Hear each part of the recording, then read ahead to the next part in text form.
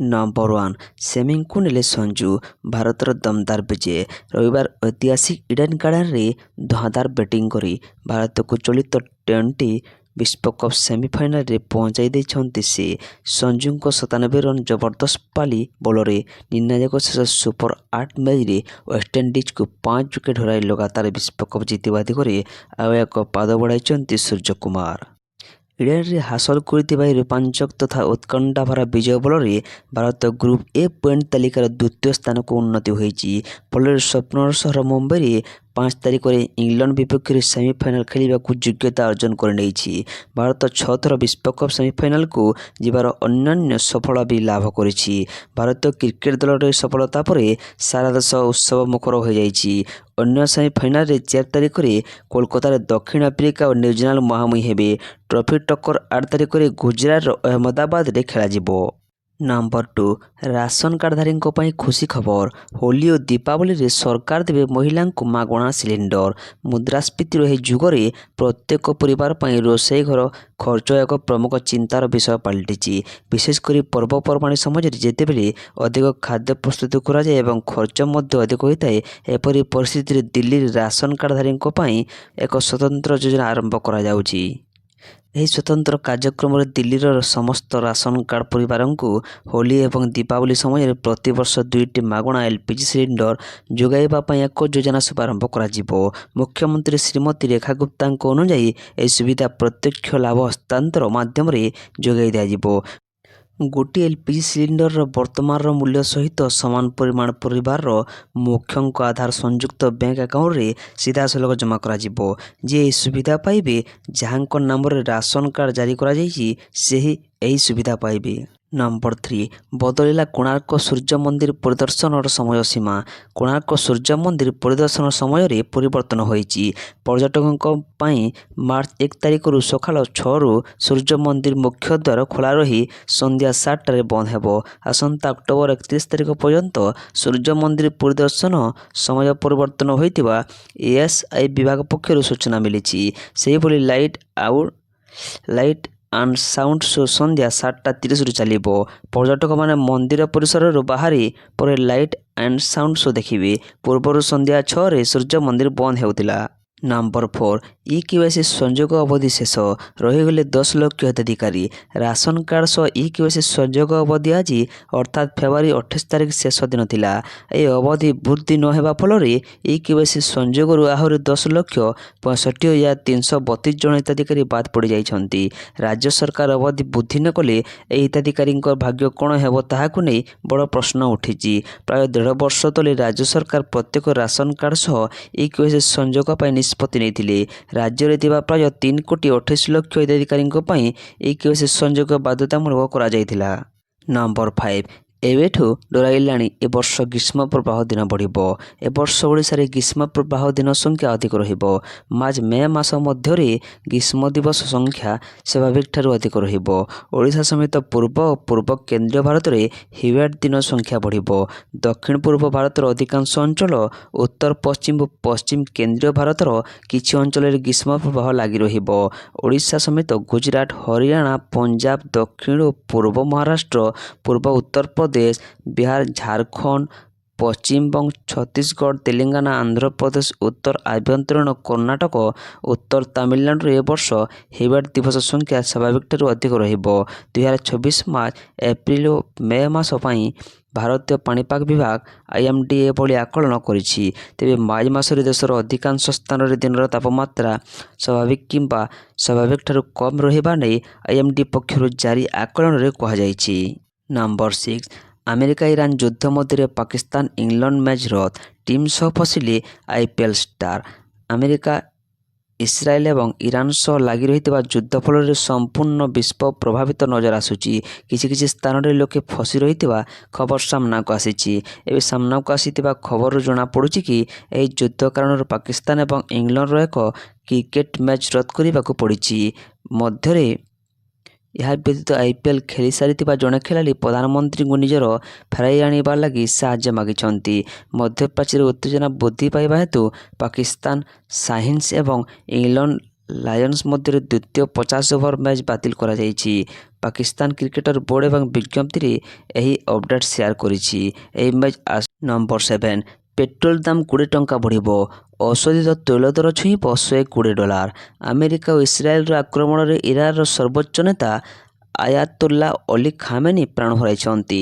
ଯଦି ଏହି ଯୁଦ୍ଧ ଲମ୍ବା ସମୟ ଚାଲିବ, ହରମୁଜ ପ୍ରଣାଳୀରେ ତୈଳ ପରିବହନ ବନ୍ଦ ହୋଇଯିବ, ତେବେ ତେଲ ବଜାରକୁ ତାହା ଗୁରୁତର ପ୍ରଭାବିତ କରିବ। ଏହି ଯୁଦ୍ଧ ଭାରତରେ ତୈଳ, ସୁନା ଓ ରୂପା ଦର ସେୟାର ବଜାର କାରବାରକୁ ପ୍ରଭାବିତ କରିବା ଆଶଙ୍କା କରାଯାଉଛି। ତୈଳ ପରିବହନ ଗୁରୁତ୍ୱପୂର୍ଣ୍ଣ ପଥ ହରମୁଜ ପ୍ରଣାଳୀ ବନ୍ଦ ହେଲେ ଅଳ୍ପ ଦିନରେ ଅଶୋଧିତ ତେଲ ଦର ବହୁତ ବଢ଼ିଯିବ। ନମ୍ବର 8 ଯୁଦ୍ଧ ପାଇଁ ରବିବାର ବି ବଢ଼ିଲା ସୁନା ରୂପା ଦର। ଇରାନ ଓ ଇସ୍ରାଏଲ ମଧ୍ୟରେ ଆରମ୍ଭ ହୋଇଥିବା ଯୁଦ୍ଧର ପ୍ରଭାବ ସୁନା ରୂପା ଦର ଉପରେ ପଡ଼ିଛି। ଏପରିକି ରବିବାର ଏହି ଦୁଇ ଧାତୁର ଦର ବୃଦ୍ଧି ଘଟିଛି। ଭୁବନେଶ୍ୱର ବଜାରରେ ରୂପା ଦର କିଲୋଗ୍ରାମ ପିଛା 5,000 ଟଙ୍କା ବୃଦ୍ଧି ପାଇଛି। ଏଥିଯୋଗୁଁ ରୂପା ଦର କିଲୋଗ୍ରାମ ପିଛା 3,20,000 ଟଙ୍କାରେ ପହଞ୍ଚିଛି। ଗତକାଲି ରୂପା ଦର 20,000 ଟଙ୍କା ବୃଦ୍ଧି ଘଟିଥିଲା। ସେହିଭଳି 24 କ୍ୟାରେଟ୍ ସୁନାର 10 ଗ୍ରାମ ପିଛା ଦର ଆଜି 4,370 ଟଙ୍କା ବୃଦ୍ଧି ଘଟି 1,73,080 ଟଙ୍କାରେ ପହଞ୍ଚିଛି। 22 କ୍ୟାରେଟ୍ ସୁନା ଦର 4,000 ଟଙ୍କା ବଢ଼ି 1,58,650 ଟଙ୍କା ଛୁଇଁଛି।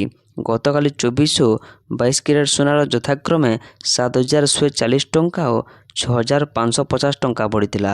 ସାଧାରଣତଃ ରବିବାର ଦିନ ସୁନା ରୂପା ଦର ବୃଦ୍ଧି ଘଟିନଥାଏ। ସୋମବାର ଠାରୁ ଶନିବାର ମଧ୍ୟରେ ଦର ପରିବର୍ତ୍ତନ ହୋଇଥାଏ, କିନ୍ତୁ ଯୁଦ୍ଧ ପ୍ରଭାବରେ ରବିବାର ଦିନ ମଧ୍ୟ ଦର ବଢ଼ିଥିବା କୁହାଯାଇଛି। ନମ୍ବର 9 ଯୁଦ୍ଧ ଭିତରେ ପ୍ରଭାବିତ ହେଲା ବିମାନ ସେବା। 11 ଦେଶକୁ ଉଡ଼ାଣ ବନ୍ଦ। ଇରାନ ଉପରେ ଆମେରିକା ଇସ୍ରାଏଲର ଆକ୍ରମଣର ସିଧାସଳଖ ପ୍ରଭାବ ବିମାନ ସେବା ଉପରେ ପଡ଼ିଛି। ବେସାମରିକ ବିମାନ ଚଳାଚଳ ମହାନିର୍ଦ୍ଦେଶକ ବା ଡିଜିସିଏ ଶନିବାର 11ଟି ଦେଶର ଏୟାରସ୍ପେସ୍ରେ ଉଡ଼ାଣ ନ ଭରିବାକୁ ଭାରତୀୟ ବିମାନ ଚଳାଚଳ ସଂସ୍ଥାଗୁଡ଼ିକୁ ପରାମର୍ଶ ଦେଇଛନ୍ତି। Air India, IndiGo, Air India Express, Akasa Air, SpiceJet ବିମାନଗୁଡ଼ିକୁ ମଧ୍ୟ ପ୍ରାଜ୍ୟିକ ବିମାନ ଉଡ଼ାଣ ବାତିଲ ବା ବନ୍ଦ କରିଦେଇଛନ୍ତି। ଆକାଶପଥ ହଠାତ୍ ବନ୍ଦ ହୋଇଯିବାରୁ ଏହାର ପ୍ରଭାବ ଶହ ଶହ ବିମାନ ଉପରେ ପଡ଼ିଛି। ଫ୍ଲାଇଟ୍ ଟ୍ରାକିଂ ୱେବସାଇଟ୍ ଅନୁଯାୟୀ ବିଭିନ୍ନ ଏୟାରସ୍ପେସ୍ରେ ଅନେକ ବିମାନ ଘୂରି ବୁଲୁଥିବା। ନମ୍ବର 10 ହୋଲି ପାଇଁ ଚାଲିବ 132ଟି ସ୍ୱତନ୍ତ୍ର ଟ୍ରେନ୍। ଆସନ୍ତା ହୋଲି ପର୍ବ ସମୟରେ ଯାତ୍ରୀଙ୍କୁ ଆରାମଦାୟକ ଯାତ୍ରାନୁଭବ ପ୍ରଦାନ ପାଇଁ ପୂର୍ବତଟ ରେଳପଥ ଏହାର କ୍ଷେତ୍ରାଧିକାର 132ଟି ହୋଲି ସ୍ୱତନ୍ତ୍ର ରେଳ ଚଳାଚଳ ପାଇଁ ଘୋଷଣା କରିଛି। ଏହା ସହିତ ଦେଶର ବିଭିନ୍ନ ପ୍ରାନ୍ତରୁ ଆରମ୍ଭ ହେଉଥିବା ଅନ୍ୟ 150ଟି ହୋଲି ସ୍ୱତନ୍ତ୍ର ରେଳ ପୂର୍ବତଟ ରେଳପଥ କ୍ଷେତ୍ରାଧିକାର ଅଧୀନସ୍ଥ ବିଭିନ୍ନ ଷ୍ଟେସନଗୁଡ଼ିକରେ ରହଣି କରିବ। ପ୍ରତିବର୍ଷ ହୋଲି ସମୟରେ ଯାତ୍ରୀଙ୍କ ଗତିବିଧି ଯଥେଷ୍ଟ ପରିମାଣରେ ବୃଦ୍ଧି ପାଇଥାଏ। ଏହାକୁ ଦୃଷ୍ଟିରେ ରଖି ଏହି ସ୍ୱତନ୍ତ୍ର ରେଳ ଫେବୃଆରୀ ଶେଷ ସପ୍ତାହରୁ ମାର୍ଚ୍ଚ ଶେଷ ପର୍ଯ୍ୟନ୍ତ ଅଧିକ ଚାହିଦା ଥିବା ମାର୍ଗରେ ପରିଚାଳିତ ହେଉଛି। ନମ୍ବର 11 ଦୁବାଇରେ ଫସିଛନ୍ତି ଭାରତୀୟ double Olympic medallist PV Sindhu. ସୁରକ୍ଷିତ ଅଛି ବୋଲି ସୋସିଆଲ ଦେଲେ ସୂଚନା। ଇସ୍ରାଏଲ ଏବଂ ଆମେରିକା ଶନିବାର ଦିନ ଇରାନ ଉପରେ ଆକ୍ରମଣ କରିଥିଲା। ଇରାନ ମଧ୍ୟପ୍ରାଚ୍ୟରେ 100ରୁ ଅଧିକ କ୍ଷେପଣାସ୍ତ୍ର ନିକ୍ଷେପ କରି ପ୍ରତିଶୋଧ ନେଇଥିଲା। ଇସ୍ରାଏଲି ଆକ୍ରମଣ ପରେ ଇରାନ ମଧ୍ୟପ୍ରାଚ୍ୟରେ ଥିବା ଆମେରିକୀୟ ଘାଟିଗୁଡ଼ିକୁ ଟାର୍ଗେଟ କରିବା ଆରମ୍ଭ କରିଥିଲା। ବାହରିନ୍ରୁ ଦୁବାଇ ପର୍ଯ୍ୟନ୍ତ ଆମେରିକୀୟ ଘାଟିଗୁଡ଼ିକୁ ଟାର୍ଗେଟ କରିଥିଲା। ଇରାନୀ ଆକ୍ରମଣ ମଧ୍ୟରେ ଦୁବାଇ ବିମାନ ବନ୍ଦରରେ ଭୟ ଏବଂ ଆତଙ୍କ ସୃଷ୍ଟି ହୋଇଥିଲା। ନମ୍ବର 12 ମହାରାଷ୍ଟ୍ରର ନାଗପୁରରେ ଫ୍ୟାକ୍ଟରିରେ ଭୟଙ୍କର ବିସ୍ଫୋରଣ, 15 ମୃତ। ମହାରାଷ୍ଟ୍ରର ନାଗପୁର ଜିଲ୍ଲାରେ ଏକ ଭୟଙ୍କର ବିସ୍ଫୋରଣ ଘଟିଛି, ଯେଉଁଥିରେ 15 ଜଣଙ୍କର ମୃତ୍ୟୁ ଘଟିଥିବା ଜଣାପଡ଼ିଛି। ନାଗପୁରର କାଟୋଲ ତାଲୁକାରେ ଥିବା ଏସ୍ବିଏଲ୍ କମ୍ପାନୀରେ ଭୟଙ୍କର ବିସ୍ଫୋରଣ ଘଟିଛି। ଆଗକୁ ମୃତ୍ୟୁ ସଂଖ୍ୟା ବଢ଼ିପାରେ ବୋଲି ଅନୁମାନ କରାଯାଉଛି। ଏହି କମ୍ପାନୀରେ ବିସ୍ଫୋରକ ଡେଟୋନେଟର ତିଆରି କରାଯାଏ। ଫଳରେ ଏହି ବିସ୍ଫୋରଣରେ ଅତି କମରେ 15 ଜଣଙ୍କର ମୃତ୍ୟୁ ଘଟିଛି ଏବଂ ଅନେକ ଆହତ ରହିଥିବା ସୂଚନା ମିଳିଛି। ଆହତମାନଙ୍କୁ ନାଗପୁରର ଅରେଞ୍ଜ ସିଟି ହସ୍ପିଟାଲରେ ଭର୍ତ୍ତି କରାଯାଇଛି। ଏହାରି ମଧ୍ୟରେ ଘଟଣା ସମ୍ପର୍କରେ ସୂଚନା ପାଇ ଅଗ୍ନିଶମ ବାହିନୀ ଟିମ୍ ଘଟଣାସ୍ଥଳରେ ପହଞ୍ଚିଛି, କିନ୍ତୁ ଏପର୍ଯ୍ୟନ୍ତ ବିସ୍ଫୋରଣର କାରଣ ଜଣାପଡ଼ିନାହିଁ ବୋଲି ବର୍ତ୍ତମାନ ଏହି ଘଟଣାର ତଦନ୍ତ କରାଯାଉଛି। ନମ୍ବର 13 ପ୍ରଧାନମନ୍ତ୍ରୀ ନରେନ୍ଦ୍ର ମୋଦି ଆଜି ପୁଡୁଚେରୀଠାରେ 2,700 କୋଟି ଟଙ୍କାର ଅଧିକ ମୂଲ୍ୟର ବିଭିନ୍ନ ବିକାଶମୂଳକ ପ୍ରକଳ୍ପର ଲୋକାର୍ପଣ ସହ ଅନ୍ୟ କେତେକର ଶିଳାନ୍ୟାସ କରିଛନ୍ତି। ସମାବେଶକୁ ସମ୍ବୋଧନ କରି ଶ୍ରୀ ମୋଦି କହିଛନ୍ତି, ଆଧ୍ୟାତ୍ମିକ, ପରିବେଶଗତ ଏବଂ ସ୍ୱାସ୍ଥ୍ୟ କ୍ଷେତ୍ର ପର୍ଯ୍ୟଟନରେ ନିବେଶ ସହିତ ସରକାର ପୁଡୁଚେରୀକୁ ଉନ୍ନତି ପଥରେ ଅଗ୍ରସର କରାଉଛନ୍ତି। ପୁଡୁଚେରୀରେ ମୁଣ୍ଡ ପିଛା ଆୟ ବୃଦ୍ଧି ଉପରେ ଆଲୋକପାତ କରି ପ୍ରଧାନମନ୍ତ୍ରୀ କହିଛନ୍ତି ଡବଲ ଇଞ୍ଜିନ ସରକାର ଏହି ଅଞ୍ଚଳର ଅଭିବୃଦ୍ଧିକୁ ଅଧିକ ଗତିଶୀଳ କରିଛି। ପୁଡୁଚେରୀ ଏକ ଚିକିତ୍ସା ପର୍ଯ୍ୟଟନ କେନ୍ଦ୍ର ଭାବେ ଉଭା ହୋଇପାରିବ ବୋଲି ସେ ଆବଶ୍ୟକତା କରିଛନ୍ତି। ନମ୍ବର 14 ଦୁବାଇ ସାଉଦି ଓ କାତାର ଯାଉଥିବା ଏୟାର ଇଣ୍ଡିଆ ବିମାନ ରଦ୍ଦ। ମଧ୍ୟପ୍ରାଚ୍ୟର ପରିସ୍ଥିତି ଅତ୍ୟନ୍ତ ସମ୍ବେଦନଶୀଳ ହୋଇପଡ଼ିଛି। ଇସ୍ରାଏଲ ଏବଂ ଇରାନ ମଧ୍ୟରେ ସଂଘର୍ଷ ସିଧାସଳଖ ଆନ୍ତର୍ଜାତୀୟ ବିମାନ ଯାତ୍ରାକୁ ପ୍ରଭାବିତ କରିଛି। ଏହି ଯୁଦ୍ଧଭଳି ପରିବେଶକୁ ଦୃଷ୍ଟିରେ ରଖି ଏୟାର ଇଣ୍ଡିଆ ଏକ ଗୁରୁତ୍ୱପୂର୍ଣ୍ଣ ପଦକ୍ଷେପ ନେଇଛି। ସୁରକ୍ଷା ଚିନ୍ତାକୁ ଦୃଷ୍ଟିରେ ରଖି କମ୍ପାନୀ ଦୁବାଇ, ଦୋହା, ରିୟାଦ ଏବଂ ତେଲ ଅଭିଭ ସମେତ ସମଗ୍ର ମଧ୍ୟପ୍ରାଚ୍ୟକୁ ସମସ୍ତ ବିମାନ ଉଡ଼ାଣକୁ ତୁରନ୍ତ ସ୍ଥଗିତ ରଖିଛି। ନମ୍ବର 15 ଇରାନର ସର୍ବୋଚ୍ଚ ନେତା ଆୟାତୁଲ୍ଲା ଖାମେନେଇଙ୍କ ମୃତ୍ୟୁର ପ୍ରଭାବ ଭାରତ ଉପରେ ପଡ଼ିଛି। ଆମ ଦେଶର ଲୋକ ମଧ୍ୟ ସଡ଼କ ଉପରକୁ ଚାଲି ଆସିଛନ୍ତି। ଜମ୍ମୁ କାଶ୍ମୀର ଭଳି ଉତ୍ତରପ୍ରଦେଶରେ ରାସ୍ତାକୁ ଓହ୍ଲାଇ ଆସିଛନ୍ତି ଶିଆ ସମୁଦାୟର ଲୋକ। ଉତ୍ତରପ୍ରଦେଶର ଅମେଠିରେ ଖାମେନେଇଙ୍କ ମୃତ୍ୟୁକୁ ନେଇ ଶିଆ ସମୁଦାୟ 40 ଦିନିଆ ଶୋକ ପାଳନ ପାଇଁ ବିଧିବଦ୍ଧ ଆଦେଶ ଜାରି କରିଛି। ବିରୋଧୀ ସ୍ୱରୂପ ସ୍ଥାନୀୟ ଲୋକ ସେମାନଙ୍କ ଦୋକାନ ବନ୍ଦ ରଖିବାକୁ ନିଷ୍ପତ୍ତି ନେଇଛନ୍ତି। ନମ୍ବର 16 ଦଶମ ଏବଂ ଦ୍ୱାଦଶ ବୋର୍ଡ଼ ପରୀକ୍ଷା ସ୍ଥଗିତ କଲା ସିବିଏସ୍ଇ। କେନ୍ଦ୍ରୀୟ ମାଧ୍ୟମିକ ଶିକ୍ଷା ବୋର୍ଡ଼ ସିବିଏସ୍ଇ ମଧ୍ୟପ୍ରାଚ୍ୟର ପରିସ୍ଥିତି ଯୋଗୁଁ ମାର୍ଚ୍ଚ 2ରେ ହେବାକୁ ଥିବା ଦଶମ ଏବଂ ଦ୍ୱାଦଶ ଶ୍ରେଣୀ ବୋର୍ଡ଼ ପରୀକ୍ଷାକୁ ସ୍ଥଗିତ ରଖିଛି। ବୋର୍ଡ଼ କହିଛି ଯେ ନୂତନ ତାରିଖ ପରେ ଘୋଷଣା କରାଯିବ। Bahrain, Iran, Kuwait, Oman, Qatar ଓ ସାଉଦି ଆରବ ଏବଂ ୟୁଏଇ ସମେତ ଅନେକ ମଧ୍ୟପ୍ରାଚ୍ୟ ଦେଶରେ ଚାଲିଥିବା ଯୁଦ୍ଧ ପରିସ୍ଥିତି ପାଇଁ ପରୀକ୍ଷା ସ୍ଥଗିତ ରଖାଯାଇଛି। ବୋର୍ଡ଼ ମାର୍ଚ୍ଚ 3ରେ ପୁଣିଥରେ ପରିସ୍ଥିତି ସମୀକ୍ଷା କରି 5 ମାର୍ଚ୍ଚରୁ ନିର୍ଦ୍ଧାରିତ ପରୀକ୍ଷା ସମ୍ପର୍କରେ ନିଷ୍ପତ୍ତି ନେବ ବୋଲି ନୋଟିସ୍ ଜାରି କରିଛି। ନମ୍ବର 17 ଆତ୍ମସମର୍ପଣ କଲେ 15 ହାର୍ଡକୋର ମାଓବାଦୀ। ମାଲକାନଗିରି ସୀମାନ୍ତ ଛତିଶଗଡ଼ର ମହାସମୁନ୍ଦ ବାଲୁଦା ଥାନାରେ ଆତ୍ମସମର୍ପଣ କଲେ 15 ଜଣ ମାଓବାଦୀ। ବଲାଙ୍ଗୀର, ବରଗଡ଼ ଏବଂ ମହାସମୁଦ୍ର ମାଓ ସଂଗଠନର ସକ୍ରିୟ 15 ହାର୍ଡକୋର ମାଓବାଦୀ ଆତ୍ମସମର୍ପଣ କଲେ। ମାଓ ସଂଗଠନ ସଚିବ ବିକାଶ ଆତ୍ମସମର୍ପଣ ବି କାଶ ମୁଣ୍ଡ ଉପରେ 25 ଲକ୍ଷ ଟଙ୍କା ପୁରସ୍କାର ଥିଲା। ସେଲେଣ୍ଡର ମାଓବାଦୀ ମଧ୍ୟରେ 9 ଜଣ ମହିଳା ଓ 6 ପୁରୁଷ ମାଓବାଦୀ ରହିଛନ୍ତି। ନମ୍ବର 18 ଚାଷୀମାନଙ୍କ ସ୍ୱାର୍ଥକୁ ଦୃଷ୍ଟିରେ ରଖି କେନ୍ଦ୍ର ସରକାର 2ଟି ପ୍ରମୁଖ ସଂସ୍କାରମୂଳକ ପଦକ୍ଷେପ କାର୍ଯ୍ୟକାରୀ କରିବେ ବୋଲି କେନ୍ଦ୍ର କୃଷି ଓ କୃଷକ କଲ୍ୟାଣ ମନ୍ତ୍ରୀ ଶିବରାଜ ସିଂ ଚୌହାନ କହିଛନ୍ତି।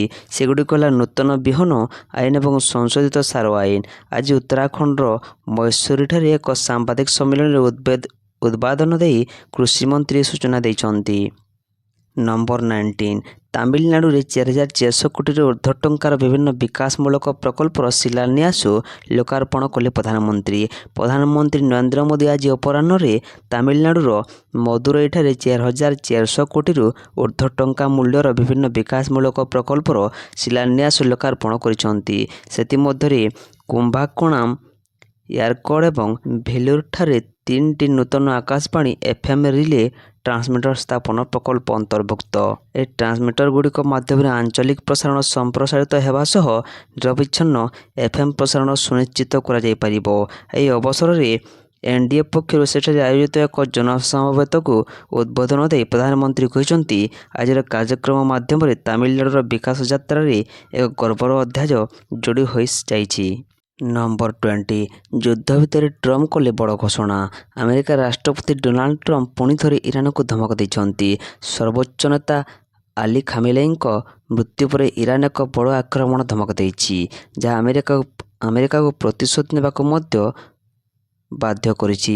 ରାଷ୍ଟ୍ରପତି ଟ୍ରମ୍ପ କହିଛନ୍ତି ଯେ ଯଦି ଇରାନ ଆକ୍ରମଣ କରେ ତେବେ ଏହା ଶକ୍ତିଶାଳୀ ଆକ୍ରମଣ କରିବ ଯେ କେହି ପୂର୍ବରୁ କେବେ ଚେଷ୍ଟା କରିନାହାନ୍ତି କିମ୍ବା ଦେଖିନାହାନ୍ତି।